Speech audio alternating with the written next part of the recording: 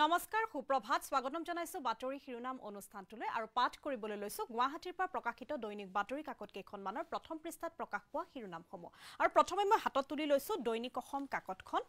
দৈনিক অসমৰ প্ৰথমটো শিৰোনাম সীমান্তৰ সুৰক্ষাত এতিয়া ব্যৰ্থ হৈছে বিজেপি চৰকাৰ জনতাক বিভ্ৰান্ত কৰিছে আপে বিজেপিৰ প্ৰত্যুত্তৰ আৰু ৰোহিংগিয়াৰ সংস্থাপনৰ সন্দৰ্ভত কেন্দ্ৰীয় গৃহমন্ত্ৰী শাহলৈ পত্ৰ দিল্লীৰ মুখ্যমন্ত্ৰী আতিশীৰ আৰু জনমুৰি আইত অসমৰ স্থান কিন্তু শেষত সুবুৰীয়া ৰাজ্য সিকিম মেঘালয় ত্ৰিপুৰাৰ অৰ্থনৈতিক অৱস্থাও উন্নত আৰু এক দেশ এক নিৰ্বাচন সম্পৰ্কীয় বিধেয়ক উত্থাপনত বিলম্ব হ'ব আৰু পঞ্চায়ত নিৰ্বাচনত জিলা পৰ্যায়ত মৃত্যতাৰ প্ৰস্তাৱ কংগ্ৰেছৰ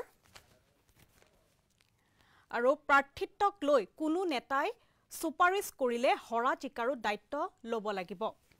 আৰু জলবাহক আঁচনিৰ শুভাৰম্ভ কেন্দ্ৰীয় মন্ত্ৰী সৰ্বানন্দ সোণোৱালৰ আভ্যন্তৰীণ জলপথক নতুন গতি আৰু বিটিআৰ চুক্তিৰ বাবে সম্ভৱ হৈছে সকলো জনগোষ্ঠীৰ উন্নয়ন ভেৰগাঁৱত বিটিসি পৰিষদীয় চৰকাৰৰ চতুৰ্থ বৰ্ষপূৰ্তি অনুষ্ঠানত প্ৰমোদ বড়োক দেখা পোৱা গ'ল আৰু ডিসেম্বৰৰ ভিতৰতে 19.92 লাখ পৰিয়ালে লাভ কৰিব ৰেশন কাৰ্ড আৰু বিনামূলীয়াকৈ চাউল যি লাভ কৰি আছিল ৰেশন কাৰ্ড হিতাধিকাৰীসকলে এতিয়া বিনামূলীয়াকৈ চাউলৰ লগতে বজাৰতকৈ কম দামত ডালি চেনি দিয়াৰ বাবে এতিয়া চিন্তা চৰ্চা কৰিছে চৰকাৰে আৰু নতুন ৰেশন কাৰ্ড বিতৰণৰ শুভাৰম্ভও কৰিলে মুখ্যমন্ত্ৰীয়ে আৰু দৰমহা বৃদ্ধি হ'ব মধ্যাহ্ন ভোজনৰ ৰান্ধনী আশাকৰ্মী আৰু অংগনাবাদী কৰ্মী 33 কোটি টকা বিদ্যুৎ বিল ৰাহি চৰকাৰী কাৰ্যালয় আৰু বিশেষজ্ঞ সমিতি গঠন কৰা নিষ্পত্তি কৰিবলৈ নিৰ্দেশ উচ্চ ন্যায়ালয় MBBSত দন্ত চিকিৎসকৰ দৰমহাৰ অসমতা আৰু আৰক্ষীৰ হত্যাক অভিযুক্ত ট্ৰাক চালকক এনকাউণ্টাৰ গুৰুতৰভাৱে আহত আৰু খালনিবাৰীত দেশী বিদেশী নাট্যমোদী আণ্ডাৰ দি শাল ট্ৰী নাট সমাৰোহৰ আৰম্ভ আৰু এয়া আছিলে দৈনিক অসম কাকতখনৰ প্ৰথম পৃষ্ঠাত প্ৰকাশ পোৱা শিৰোনাম এতিয়া মই দ্বিতীয়খন কাকত হাতত তুলি লৈছো সেইখন হৈছে অসমীয়া প্ৰতিদিন শিৱসাগৰত 10,000 মহিলাই সমস্বৰে দিহানাম পৰিবেশনৰে গঢ়িলে অভিলেখ আৰু স্বীকৃতি লাভ অসম বুক ৰেকৰ্ডৰ সত্ৰাধিকাৰ পিতাম্বৰ দেৱগোস্বামীৰ আশীষ গ্ৰহণ আই মাতৃ অখিল গগৈ হস্তাংগে জনালে প্ৰণাম আৰু দ্বিতীয় বৈকুণ্ঠপুৰীত পৰিণত পিয়লি ফুকন ষ্টেডিয়াম আৰু এদিনৰো কাম নেপালে জব কাৰ্ড ধাৰিয়ে আৰু এদিনৰ বাবেও কাম নেপালে আৰু ঘাতক ট্ৰাক চালক অভিজিতক এনকাউণ্টাৰ আৰক্ষীৰ আৰু কংগ্ৰেছৰ লুঙি ধুতিৰ বিপৰীতে দৰিদ্ৰৰ বাবে কাম কৰিছে বিজেপি চৰকাৰে 28 ডিসেম্বৰৰ ভিতৰত সম্পূৰ্ণ হ'ব অৰুণোদয় আঁচনিৰ নতুন হিতাধিকাৰীৰ বাছনি প্ৰক্ৰিয়া ৰেশন কাৰ্ড বিতৰণৰ শুভাৰম্ভও কৰিলে মুখ্যমন্ত্ৰীয়ে আৰু জিলা পৰিষদ কাউন্সিলৰ 50% পদত 40 বছৰ অনুৰ্ধ ব্যক্তিয়ে দিব প্ৰাৰ্থিত্ব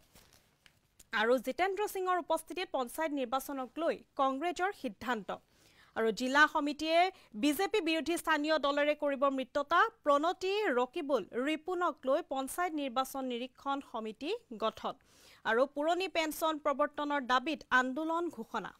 আৰু বাজেটত বৃদ্ধি পাব অংগনবাদী আশা কৰ্মী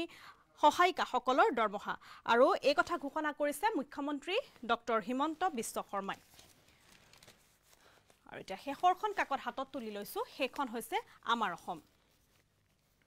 ৱাৰজন সিৰিয়াৰ পৰা প্ৰাণ বচাই উভতিল অসম জীয়ৰী সেহনাব যুদ্ধৰ মাজতে ডামাস্কাছৰ পৰা লেবানন হৈ ঘৰ পালেহি আন্তঃৰাষ্ট্ৰীয় এনজিঅ'ৰ সিৰিয়াৰ মুৰব্বী আৰু 26ত মিত্ৰ দলক 26টা সমষ্টি এৰি দিলে কংগ্ৰেছে নবীন প্ৰাৰ্থীক গুৰুত্ব ৰাজীৱ ভৱনৰ